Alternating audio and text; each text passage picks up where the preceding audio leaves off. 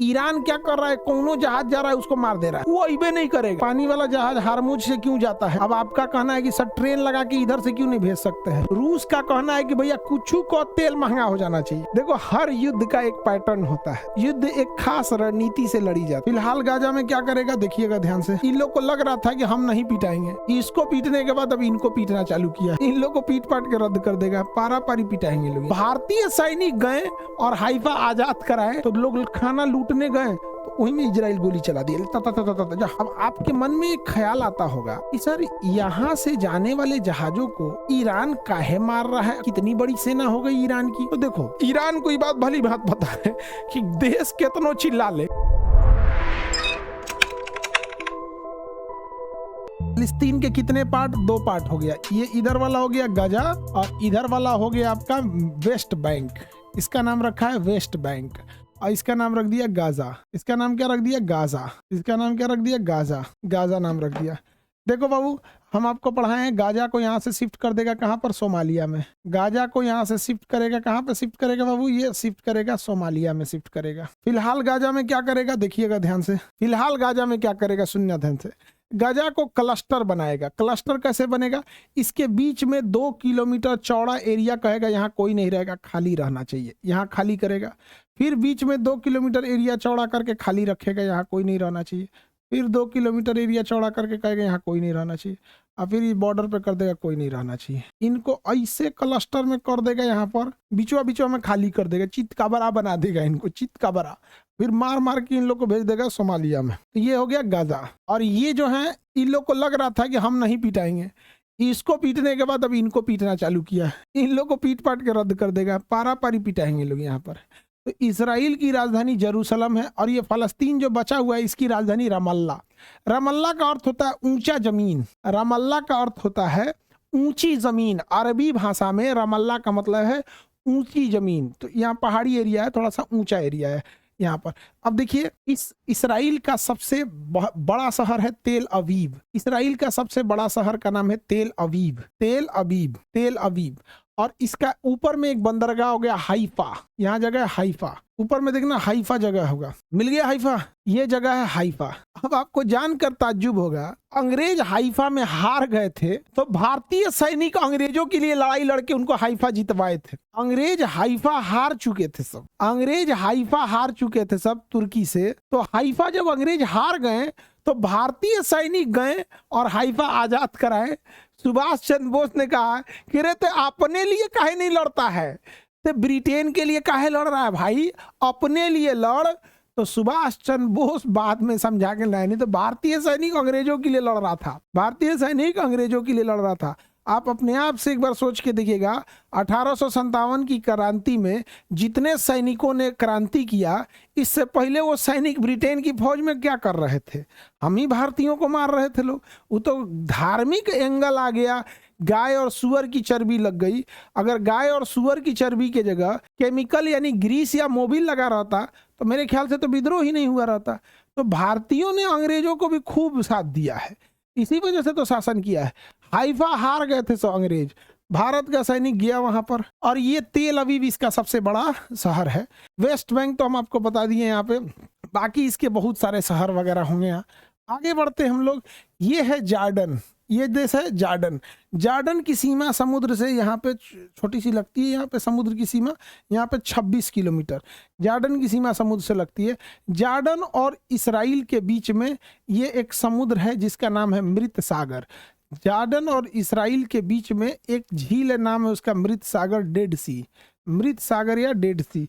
यहाँ का पानी एकदम खारा है, यहाँ का पानी एकदम ही खारा है, एकदम खारा है। और इस पानी का घनत्व तो डेंसिटी इतना ज्यादा है कि आप इसमें कुछ भी फेंक दीजिए वो डूबेगा ही नहीं। आप इसमें लेट जाइए आप डूबिएगा नहीं। मछली फेंकिएगा मछलियों बाहर निकल जाएगी, मछली मर जाती है इसमें। इसमें कोई जलीय जीव अंदर रह ही नहीं सकता है, मर जाता है। तो इसके अंदर जीव नहीं रह पाते हैं क्योंकि इसकी डेंसिटी कम है। डेंसिटी ज्यादा है और इसमें समुद्री जीव न रहने के कारण इसका नाम है मृत सागर। इस सागर के अंदर सब मृत है। आप बताओ बाबू, हम आपसे पूछते हैं कि सबसे खारा जो ये है, क्या नाम है, सबसे खारा झील जो है वो मृत सागर है या तुर्की का वान झील है? सबसे खारा झील ये मृत सागर है, खारापन मृत सागर का है या वान झील का है? तुर्की के वान झील ज्यादा खारा है या मृत सागर ज्यादा खारा है? वान झील ज्यादा खाना है। वेरी गुड, तुर्की का वान झील ज्यादा खारा है। मृत सागर का तो घनत्व ज्यादा है, मृत सागर का तो घनत्व ज्यादा है। खारेपन से मछलियों को दिक्कत नहीं है, मछलियों को दिक्कत है वहां का घनत्व तो ज्यादा नहीं रहना चाहिए, वरना मछली अंदर ही नहीं जा पाएगी। ऊपर मछली सब ऐसे सांस नहीं ले पाती है। हमारा फेफड़ा जो है, हमारा फेफड़ा की खासियत क्या है? हमारे फेफड़े की खासियत ये है कि हवा में उड़ रहे नाइट्रोजन, कार्बन डाइऑक्साइड, आर्गन, तो CO2, SO2, जलवाष्प, ऑक्सीजन, इन सब में से केवल ऑक्सीजन को खींच लेता है। इन सब में से केवल ऑक्सीजन को खींच लेता है, बाकी गैसेस को बाहर कर देता है। ये अपने आप में एक करिश्मा है। सोचो, इतनी गैसें मिली हुई हैं। कोई सिगरेट पी के धुआं मार रहा है, यहाँ पर ऐसे सिगरेट पी लिया है, धुआं मार रहा है, इंतकाम देखेगी, भुगतेगी तुम, और ऐसे करके नहीं देखते, दिल टूटता है तो सिगरेट पीने लग रहा है। ऐसा आजकल का अलग मॉडल हो गया है। यहाँ पे हम लोग के टाइम पे नस काटता था सब, अब सिगरेट पी रहा है सब। तो सोचिए, इतना धुआं धुआं कर दिया वातावरण में। कोई घर जला रहा है, कोई गोईठा जला दिया है, यहाँ पर अलग अलग धुआं हो रहा है, लेकिन हमारा फेफड़ा पूरे वातावरण से केवल और केवल ऑक्सीजन निकालता है, पूरे वातावरण से केवल ऑक्सीजन ले रहा है। वैसे ही मछलियों का जो गलफड़ होता है, हवा में ना होके बल्कि पानी में घुले ऑक्सीजन को निकाल लेता है। मछलियों का जो गलफड़ है या फिर गिल्स है वो निकाल लेता है। तो मछलियां यहाँ बाहर में सांस नहीं ले सकती, उसका काम करेगा पानी में। हम पानी में सांस नहीं ले सकते, हम हवा में सांस ले सकते हैं। तो ये हो गया, ये है जार्डन। जार्डन भी पढ़ाई दिए। यहाँ कोई खास डेवलपमेंट नहीं है, जार्डन वगैरह कुछ खास डेवलप नहीं है। यहाँ पे गाजा के लोगों को मार रहा था तो जार्डन जहाज लेके गया, खाना गिराया उसके ऊपर, वहीं पे गिर रहे थे लोग, तो लोग खाना लूटने गए तो वहीं में इजराइल गोली चला दिया, जा एक जगह मिल गया यहाँ पे। तो फिर ये बेचारा ये क्या करे, तो खाना गिराया तो दहिया पे गिर गया, वो मर गया। बड़ी दिक्कत हुआ इधर। आगे देखते हैं, ये लोग जाए और मार करे ओकरा से। ये हो गया आपका सऊदी अरब। ये जगह कौन हो गया? सऊदी अरब। एक को नदी नहीं है यहाँ पर, सऊदी अरब में एक भी नदी है नहीं है। वापस आ जाइए आप मिडिल ईस्ट वाले पे, वापस आइए मिडिल ईस्ट पे, सऊदी अरब देखिए, वापस आइए मिडिल ईस्ट, सऊदी अरब देखिए। आगे बढ़े, आगे बढ़े। सऊदी अरब, ये है सऊदी अरब। सऊदी अरब की राजधानी है रियाद। सऊदी अरब की राजधानी है रियाद। देखो ध्यान से, मिला? सऊदी अरब की राजधानी रियाद। सऊदी अरब का जो समुद्र है दो साइड से, एक साइड में लाल सागर है और एक साइड में फारस की खाड़ी है। इधर में लाल सागर है और इधर में फारस की खाड़ी है। सऊदी अरब में दो ठो है, इधर में लाल सागर है और इधर में फारस की खाड़ी है। लाल सागर और फारस की खाड़ी। तो जो इसका पेट्रोलियम वाला एरिया है वो ये साइड से, पेट्रोलियम वाला एरिया इस साइड से, इस साइड से पेट्रोलियम का एरिया नहीं है। तो इसके इधर में पेट्रोलियम है। ईरान क्या कर रहा है? कौनो जहाज जा रहा है उसको मार दे रहा है, कौनो जहाज जा रहा है इसको मार दे रहा है। अब आपके मन में एक ख्याल आता होगा कि सर यहाँ से जाने वाले जहाजों को ईरान काहे मार रहा है, कितना मार रहा है, कितनी बड़ी सेना हो गई ईरान की। तो देखो, किसी चीज पर कब्जा करना और किसी को डिस्टर्ब करना, दोनों में अंतर है। ईरान जो है यहाँ शिपिंग लाइन को डिस्टर्ब कर दे रहा है। जैसे आप अपने गांव के सामने सड़क अपने घर के सामने जाने वाली सड़क को अगर डिस्टर्ब करना चाहें तो आराम से डिस्टर्ब कर देंगे। कैसे?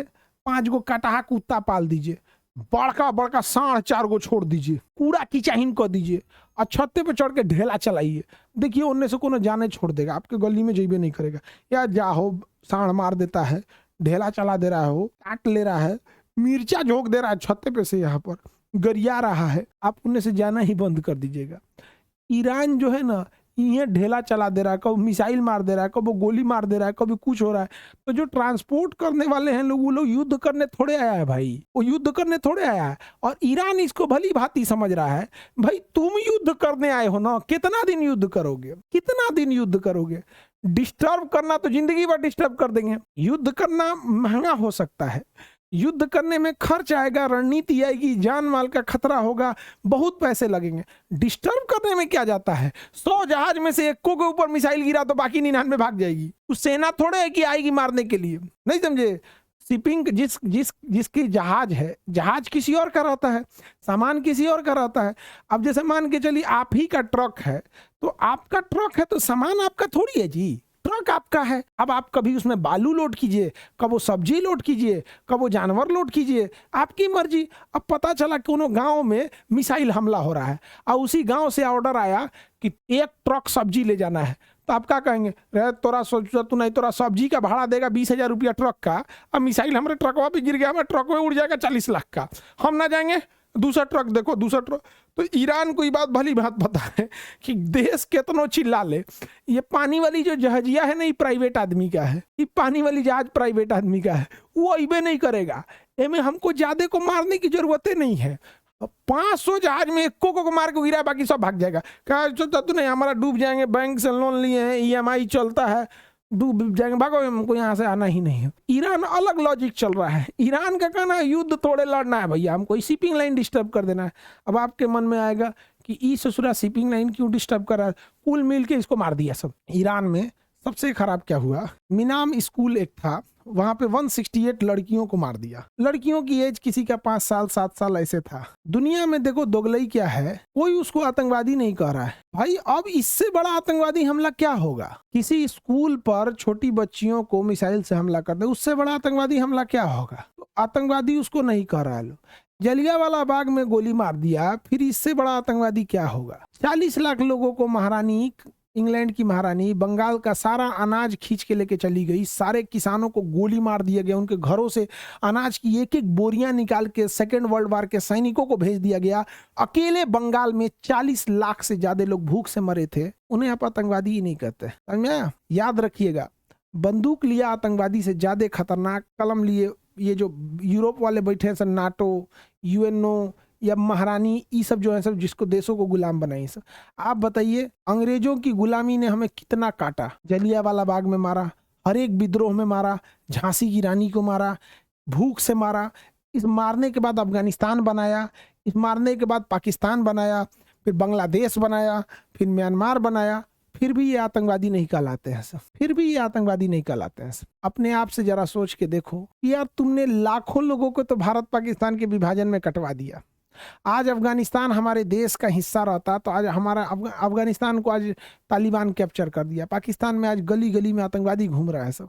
बांग्लादेश की हालत देखो। तो भाई तुमने इतना कुछ किया, तुम आतंकवादी नहीं कहलाओगे? हाँ, चलो देखते हैं। सर, पानी वाला जहाज हारमुज से क्यों जाता है? भैया, पानी वाली जहाजों में जो पेट्रोलियम निकलती है वो कहाँ से निकलती है? सऊदी अरब के इसी एरिया से निकलती है, बहरेन से निकलती है, कतर से निकलती है, कुवैत से निकलती है, इराक से निकलती है, ईरान से निकलती है।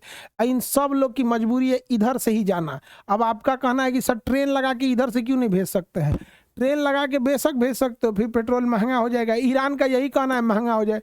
रूस का कहना है कि भैया कुछ को तेल महंगा हो जाना चाहिए, कुछ भी करो तेल महंगा हो जाना चाहिए, रूस का तेल बिकेगा। और ट्रेन से तेल ज़्यादा नहीं आ पाएगा। ट्रेन से तेल ले जाने में टाइम भी लगती है और महंगा भी पड़ता है। तो अल्टीमेट काम क्या हो जाएगा? ट्रेन महंगा हो जाएगा। फायदा किसको होगा? रूस को। रूस का कहना है कि भैया तेल हम ही से खरीदो तो आराम से। तो वो पूरी शिपिंग लाइन को डिस्टर्ब कर रहा है। और ट्रेन से भरना झमेला है ना, हर एक बॉगी में अलग अलग भरो, हर एक उसके डिब्बा में अलग अलग। पानी वाली जहाज का बड़का टंकी भर दिए, मतलब समझो 500 ट्रेन में जितना तेल आएगा उतनी एक जहाज में आ जाता है, पानी वाली जहाज में। तो 500 ट्रेनों में जितनी जहाज आएगी उससे ज्यादा उसमें आ जाए। अच्छा, मान के चलो तुम ट्रेन बनाइयो दिए, उसको क्या जाता है एगो मिसाइल लेकर पे मार देगा। भैया जब इतनी चूंकि पानी के जहाज पे मार सकता है, अमेरिका के ड्रोन रडार पे मार सकता है, चलो ट्रेन की पटरिया पे क्या जरूरत है, मार देगा। अच्छा, वो इतना शातिर है, वो ट्रेन की पटरी पे नहीं मारेगा, ट्रेन के रास्ते में आ रहा ब्रिज जो नदी को या किसी पहाड़ को या सुरंग को काट के जा रहा होगा ओकरे पे मारेगा। कहेगा पटरिया मारेंगे 2 दिन में सही कर देगा, पटरिया मारेंगे 2 दिन में सही कर देगा। पुलवा तोड़ देंगे तो 2 दिन में तो सही नहीं होगा, तुमको ढलैया करना पड़ेगा, 15 दिन उस पर पानी देना पड़ेगा, पानी देने के बाद फिर उसको टेस्ट करोगे फिर मार देगा। तो सोचो तो नहीं, कोई फायदे नहीं है ना अल्टरनेटिव करने का। अल्टरनेट का कोई खास फायदा होने वाला नहीं है। और उधरों से जाना रोक देगा, और उसको पता है कि हम ट्रेन की स्टेशन एक उड़ा देगा, काम खत्म। और उतना अब अपने से सोच के देखो, उतनी ट्रेनें भी तो होनी चाहिए, हर चीजें पहले से सेट हो जाती हैं। जैसे अगर हम कह दे कि पटना का विद्यार्थी चलो अब गांव में पढ़ना, ए भैया गांव में उतना हॉस्टल भी तो होना चाहिए, 5 लाख विद्यार्थी कहाँ जाएगा, यहाँ गली गली में हॉस्टल है। तो जो चीजें पहले से चल रही होती हैं उसके लिए पूरा एक सिस्टम बन चुका होता है। ट्रेनें उतनी हाई नहीं है, अचानक से बवाल आया है, तब क्या होगा, सर पाइपलाइन से नहीं भेज सकते हैं, उसको काम डिस्टर्ब करना है, पाइपलाइन पे मार देगा, वो कुछ से भेजिएगा मार, वो एकदम बढ़िया से नस पकड़ लिया इन लोगों को। और इसका साथ कौन दे रहा है, रूस। इसका साथ कौन दे रहा है, रूस और चाइना। रूस और चाइना, रूस इसलिए साथ दे रहा है क्योंकि तेल का दाम बढ़ेगा, रूस खुश हो जाएगा।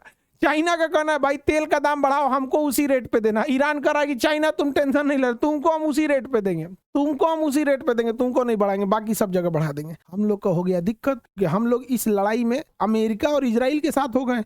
ये ससुरा सबको दिक्कत नहीं है, ये अमीर देश है सब। हम लोग को ससुरा गैस महंगा हो गया, सोचो लोग, गैस महंगा हो गया तो गैस महंगा हो गया तो अब बताओ समोसा वाला जो गैस पे खाना बना रहा था वो अपना रेट बढ़ाएगा कि नहीं। तो जो समोसा पहले 10 रुपया का था अब 15 रुपया में होगा, तो लोग समोसा वाले से लड़ेंगे, काहे महंगा किया, काहे महंगा किया। या भैया का गैसवा महंगा हो गया तो कौन चीज से फूंक के समोसा बना दे, कहाँ से सस्ता करेगा वो भाई, खाओ वही खाओ, आगे बढ़े। अभी तो तुम देखना अभी मुसीबत आना बाकी है। 1 से 2 दिन, 1 हफ्ते के अंदर अंदर ईरान अपना सारा तेल समुद्र में मिला देगा। ईरान अपना सारा तेल समुद्र में मिला देगा, तुम देखना। और समुद्र में फैल गया ना तो पूरी दुनिया में प्रदूषण होगा, क्योंकि समुद्र एक जगह तो रुकता नहीं है। देखो हर युद्ध का एक पैटर्न होता है, युद्ध एक खास रणनीति से लड़ी जाती है। उस युद्ध में 2 चीजें होती हैं, दुश्मन को हराओ या दुश्मन को परेशान करो, दोनों चीजें होती हैं। और अगर ईरान का कहना हम तो डूबेंगे तुम्हें भी ले डूबेंगे, आगे बढ़े। तो बताओ सर इंडिया क्यों नहीं खरीद रहा है, ट्रंपवा मना किया हम लोग को, हमको ईरान तेल बेचने को रेडी है, ईरान हमें तेल उधार दे देता है और कहता है कि तेल बेचने के बाद हमको पैसा दीजिएगा, हमको एडवांस नहीं चाहिए।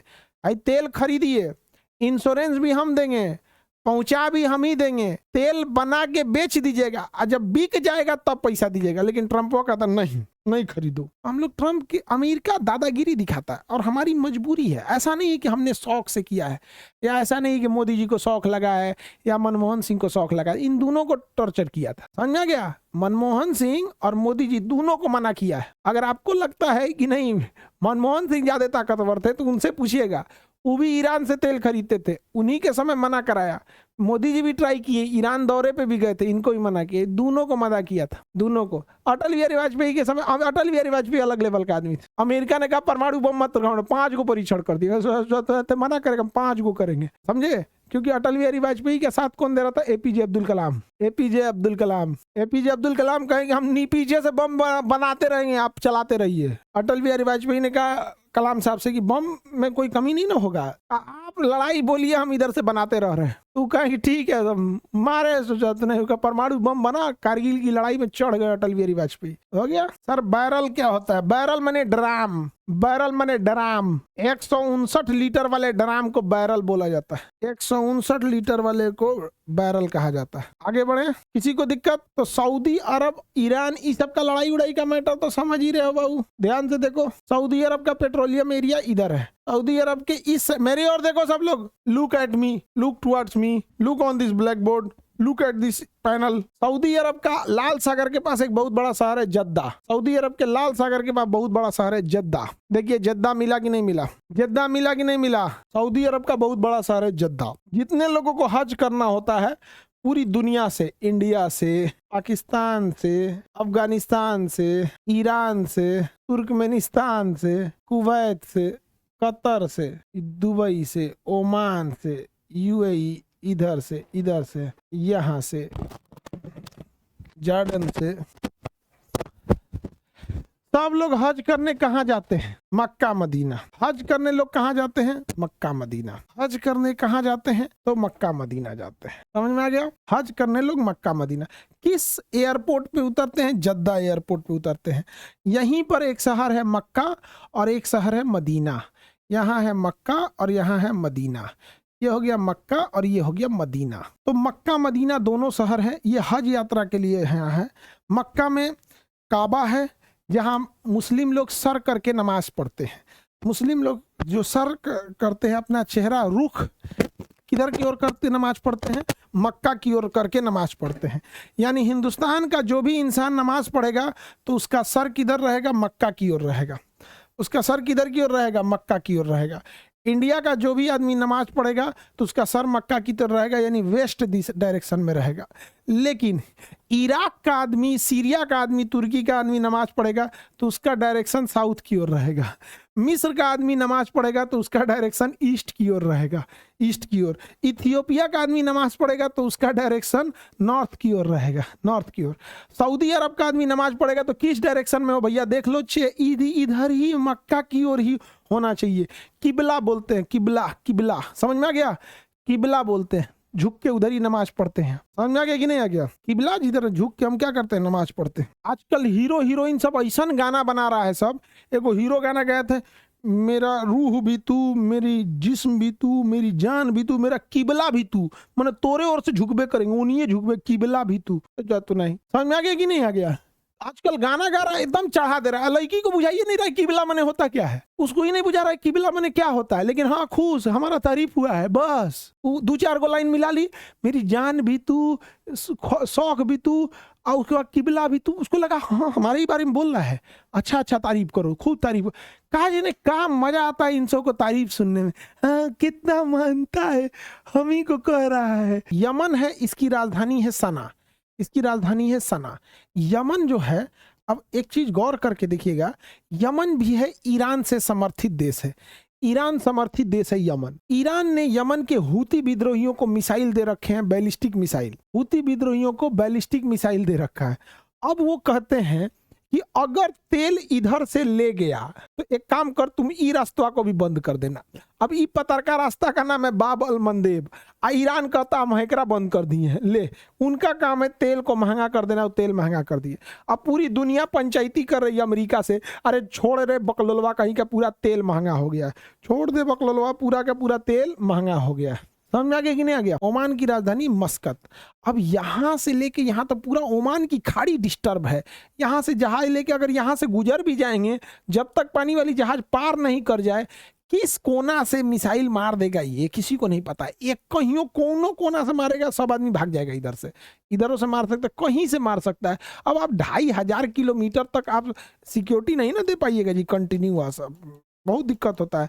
अच्छा, शिप जो होते हैं उनको अपना लोकेशन बताते रहना है, रूल है, हर एक शिप को अपना लोकेशन बताना है। इस जुरा को खोजने के लिए जरूरत भी नहीं है, लोकेशन बताइएगा आप कहाँ है, टिप के टन दे मार देगा उस पर, जा। तो इसका फायदा उठा रहा है